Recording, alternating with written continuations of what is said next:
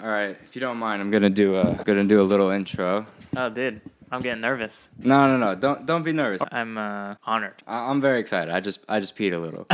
So this is the first ever. Now don't laugh at the name, okay? It's the Camictho cast. Okay, I like it. It's catchy. So I just wanted to give you a chance to introduce yourself, say hello as my first guest. I want Thank you you. to feel comfortable. I want you to feel like I feel at home. Mi casa su casa. Yeah, exactly. Introduce yourself as the first guest on the Camictho cast. Yeah, right on. Well, my name's Nathan. Well, I'm trying to Do you think. not go by Nate? Yeah, I don't know. It depends on who I'm talking to. Oh, I always look at you as a Nate. I don't as look a at you as a Nate? Nathan. Well, no one look at me as a Nathaniel. My name's Nathan. I'm 23 years old. I do real estate. I do a lot of property management. I enjoy things like finance, entrepreneurial content, stuff like that. But I'm just here to hang out with Cam. This is a reunion. It's a real treat to get you as a guest, especially as the first one. So the reason why I want you on as my first guest is because I am on a journey of self-improvement right now, and you are somebody that I look at, and at least for me, and the way you present yourself, you got it going on for yourself. I appreciate that. So I have a couple of questions on, the way you view the world, the way you approach life, and, you just answered. There's no wrong answers. Let's do it. I'm pumped. The first question that I always ask is because I've realized now that it's like what you make of your life is what you value. Mm-hmm. So what are the things that you value in your life? That I value. Well, I am a firm believer in just being genuine and authentic. We were kind of having pre-podcast conversations, and we were talking about how it's important to just be your authentic self. And regardless if other people, agree with the decisions that you're making or think it's cool or not cool, as long as you're happy and you know who you are and you're confident with who it is that you are, I think that's what's important. Oh, that's beautifully said. Being genuine. So more specifically, what are the things that you... Like my pillars, maybe like that's... That's a great one. That's a great one. That my mom uses pillars all the time. Really? The 4 pillars that she says it's sleep, nutrition... like soul, and then there's one more. She's gonna be disappointed in me.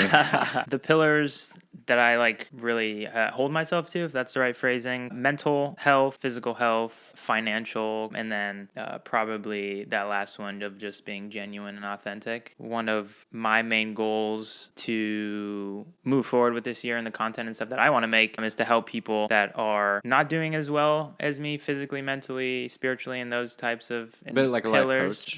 Yeah, in a way, without trying to be preachy, of course. Nobody wants to be preachy. Exactly. I want to help people that seek out that help get to the level that I'm at, and then help them get to the level that I want to be at. I mean, it's kind of the same with people that are doing better than me. If they're doing better than me, I'm so open to having conversations with people that are doing better than me. Yeah, that's kind of what I'm doing. I appreciate that, because I think that that's the only way that you grow. Is by making mistakes and learning from those mistakes, or by having conversations with people that you want to have conversations with, being able and capable of having conversations with different minded people and be okay afterwards. Yeah. I think nowadays people are too maybe sensitive. I don't know. People don't like having conversations with people. The thing that I've realized as I've gotten older personally is that the majority of people in this world are extremely unremarkable. Like there's just so many people in the world that just go out through their day like very little thoughts in their head, just kind of worrying about like what's next on TV or the next entertainment. I'm realizing that that's not what I want out of my life, and I want to do something more. And I realize it's like who you surround yourself with is what your future is going to look like. Yeah, absolutely. I think it's very important to know where you want to go, because if you don't know where you want to go, you're just going to be aimlessly. And that's kind of what I was doing when I was in college. Like I went there to study to be a lawyer. I met with like 3 different lawyers: probate lawyer, defense attorney, prosecutor. And I spoke with them, and the defense attorney's telling me he's got like 80 cases a week, and the probate lawyer is talking about like how he rarely sees his day in court, and that's what I loved about being a lawyer. And I realized at a certain point when I was in college, studying political science, I was like, why do I want to do this? And I traced it back, like, why do I want to be a lawyer? Went back to my first grade teacher. She had a parent-teacher conference with my family, and as a kid, I was a little shit. I loved to argue. And she was like, you know what, your son should be a lawyer. And so my parents said that to me, and then for the rest of those time, I was working towards being a lawyer. And I get to that point, and I'm like, oh, shit, I got like 6 more years of school. school, and then I can be a lawyer and make $80,000 working 80 cases a week and just not getting shit. It wasn't the life that I wanted, so I decided to do something that I love, which is like music, entertainment, Your and passion. we'll see how it goes. Yeah, man. I mean, it's very important to, like I said, know where you want to go. I would strongly recommend anybody to follow their passion in a way, but realistically. And if you're going to do something, like, I will never be an NBA player. You'll never be an NBA player. Exactly. For a long time, that was what I wanted to do. Yeah, I hate to break it to you. Yeah, I stopped growing. So less serious question, man. Do you get fucking perms or not? No, I don't. It's just naturally curly? It is. That's ridiculous, man. It is naturally curly. That's funny. I've been getting a lot of questions. I suppose it's because I'm growing out my hair. And maybe because I'm older, people maybe don't ask younger kids if they're getting a perm. I don't even know what goes into it. Like, why is it like such a big deal that some people get perms and like I don't understand it. It's a funny segue. A perm is people that like have straight hair get a perm. Right. And it makes their hair look curly, which I suppose is like completely fine, but it's that whole thing, the stigma behind like plastic surgery, I suppose. If you do anything to change your appearance, you must be like, I don't know, vain or fake or I don't know. I always thought that was weird. Like people who wanted to like change their appearance, like why the fuck does anyone else care? Like if it makes you feel better, like people get hair transplants, people get butt. Like if it makes you feel better, like at the end of the day, like do what you gotta do. Well, that's an important thing. I used to be really insecure. Like I have a lot of like moles, freckles, like because I went to a school where I was the only white kid. Okay. So like nobody else really had like freckles, moles, anything like that. This is kind of sad, sorry, but like I'm smiling about it now. Like I used to like put ice on my moles and I would cut them off with like toenail clippers. I would use like bleach, lemon juice, like skin whitening, anything that I could get my hands on because I just fucking hated the way that I look. I don't know how to finish this story. It's just weird how much when you let other people's opinions and other people around you, what they look like, you start comparing yourself to them. And it's like when you're the only white kid, like nobody else has the things that you have. Like So I have another question. Before we were recording, we were talking about David Goggins. Right. I'm reading his book right now. You just got done reading it. Yeah. And I don't know if you did the challenges that are in the books, but I'm taking it pretty seriously. I'm doing the challenges. And challenge number 1 is, what are all the reasons that you would never amount to anything? You can call them like your struggles in your life. For me, like I talked about like having depression. For you, what are your reasons? Right. Well, I didn't do the challenges. I read the audiobook. And are you reading the hard? I am. It's right there. Okay, so the audiobook is neat because he actually incorporates a podcast in the audiobook. So he'll read a chapter. It's David Goggins and some other gentleman. Right. And the gentleman is reading the book that David Goggins wrote. I'm glad that I got to explain what audiobook is. He'll read a chapter and then he'll cut to a live podcast and they'll talk about the chapter and whatnot. So the audiobook is really neat and I would recommend you going back to read it. But I didn't do the challenges. Reasons why I wouldn't amount to anything, I don't know. Because me and Justin were talking about it. Right. And we were like, I don't know, look at Nate, like he looks like he's always had it going on for him. Like it just doesn't look like he's ever struggled in anything in his life. Like, that's pretty funny. And I think this is a lesson for many people. They always say like everyone's an overnight success because nobody knows the work that goes into it. Right. People have always told me that they think that I always have it going on and that not have it easier, but they're like, oh, Nate doesn't struggle with anything. And obviously that's not true because everybody struggles with things, but I think it's just how you hold yourself. It's not anyone else's problem but mine. Everybody has shit going on in their lives, and what I hate is when it becomes like the pain Olympics, like who suffered the most. All right. The school that I went to, like, it was a lot of that. Whoever has suffered the most, their opinion means the most, their voice means the most. And thought it was an interesting outlook on life, comparing whose lives are worse, why that would mean something. And when you just get into a comparison battle, it doesn't mean anything. Like, everybody has shit. Reading David Goggins' book, like, his life is crazy. His life was fucking crazy. And you read it and you're just like, this guy, he had all the reasons not to be successful, and he still is who he is. He's still David Goggins. He's a beast. I wholeheartedly believe that it is a mindset. A main thing that I would often remind myself of is that somebody always has it worse than you. Yeah. Always. So, I mean, when you're feeling down about yourself, you can tell yourself somebody always has it worse than you. And then it makes your situation a little less hard. It goes hand in hand with just being grateful. If you don't have gratitude. I think I need to work on my gratitude. It's very difficult. It's very easy to take it for granted, for sure. 100%. It's very easy to take life for granted. Very easy to get stuck in a rut and just like feel bad about yourself and not do anything. Like I was sick last week and I couldn't breathe through my nose. I remember when I was sick, I was like, oh, just please let me breathe normally. You just want to be healthy. And then when you're healthy,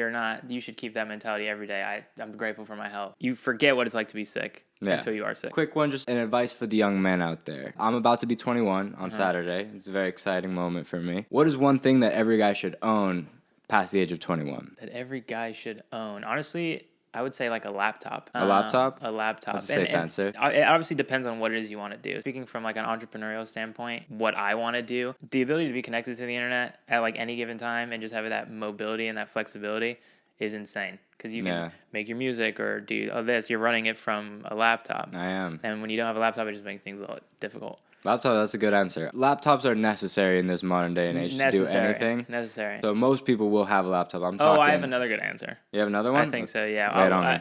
I would say a good mattress. A good mattress? A good mattress. I like once you have like adult money, I feel like when you're 21, you start to get to the time where you're working and you have more or less adult money. What I mean by that is that you have freedom to buy kind of what you want. Yeah. And you have less parental supervision, maybe. Invest in a good mattress. What size mattress? You got a queen? No, I actually downsized from a queen to a not a twin. Don't say no, a twin. A full. Okay. When my girlfriend's not here, it's just me, and I have more than enough space in a full. Right. Man, I have a queen. That we can cuddle.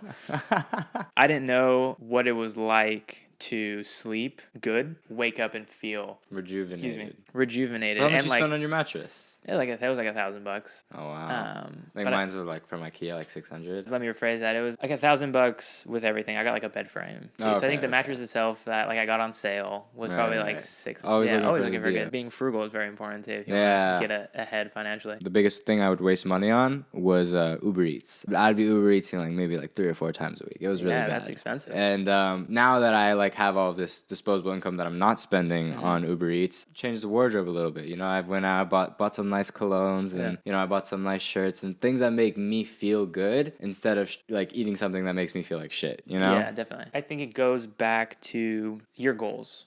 Yeah. And what I mean by that is to relate. If you are spending money on things that coincide with those goals, then it's fine. And if you're not, then obviously not making a mistake, but you could be smarter with your money.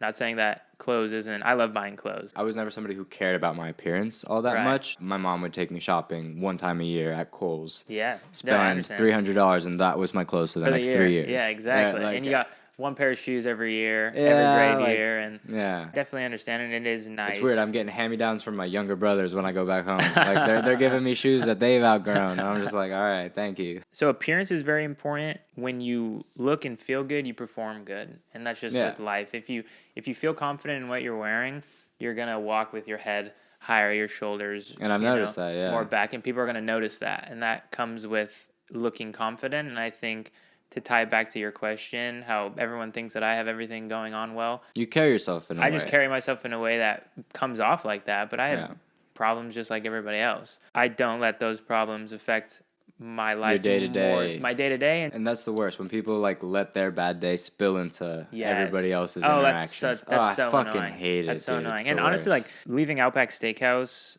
I did for a lot of reasons. It was honestly kind of a negative environment to go. It was. Now that I have like this new mentality, like going into work every day and just hearing everybody talk. Everybody just complains. Everyone just complains. It's crazy. Yeah. So, I mean, you are who you surround yourself. Yeah. If you look at it from like a money point of view, there's a saying, it's your network is your net worth. That's cute. But, you should put it on a coffee mug. On a tote bag. Right. You are your 5 closest friends, right? No, I've heard that. So if you can kind of block out the noise and really focus and like you said, monk mode. I love it. It shouldn't bother you that much, but it does take a toll on you, like subconsciously in a way. It is exhausting hearing people complain. Pretending to care about it too. It's like even worse. Like, that was annoying. You get to a point where you just don't care. And you entertain a conversation just for the sake of entertaining it. I feel like an asshole if I'm trapped in some way. Yeah, exactly. Because everybody has problems. But that's the thing. If you're constantly reminding yourself to be grateful, and if you're constantly reminding yourself that there are so many other people in this world that have it worse than you, and that your situation isn't that bad. Yeah, you still have running water. You still have a roof over your head. Right. You have a heating. Like there's we don't have heating. So. There's well, I guess we live in a nice area. There's so many worse situations that you can be in, and for me, knowing that, I was really unable to continue to feel negatively about my situation. And that might be a character trait that I have that other people don't, or it's just... I believe it can be learned. Well, that's what I was going to say. Or it can be learned. Like, in the beginning, everything was hard.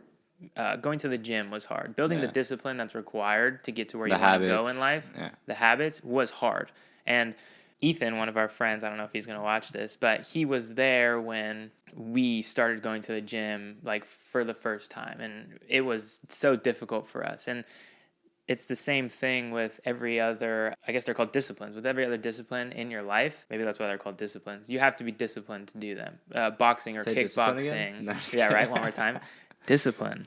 Put that on a mug. All right. It's so difficult to hold yourself accountable and to really get to the point. Like David Goggins. He has to be David Goggins at this point. And it's so like crazy to hear him speak about how he doesn't want to do it as well. Well, that's the thing. Yeah. People, I think, have the wrong idea. Like, I don't like going to the gym. It fucking sucks going to the gym. I hate it, but I go because I know that I'm getting 1% better every single time I go. Have you read Atomic Habits? I'm reading Atomic Habits right fucking now. 1% better. Yeah, absolutely. That's a great book. And I think regardless of your life choice or path, wherever you want to take it, I think discipline is important for anything.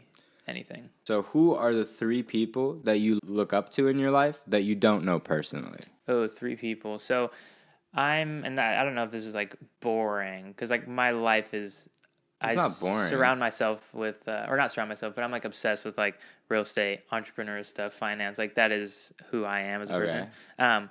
So one of my my answers will be different from yours. Yeah, I think so. Number 1, his name is Alex Hormozi. Okay. He's like $100 million CEO. He's a very successful businessman. He's like 36 or something. Okay. And he has a net worth of like $100 million. He's crazy, and he's really personable, and I can relate to him. How'd you find him?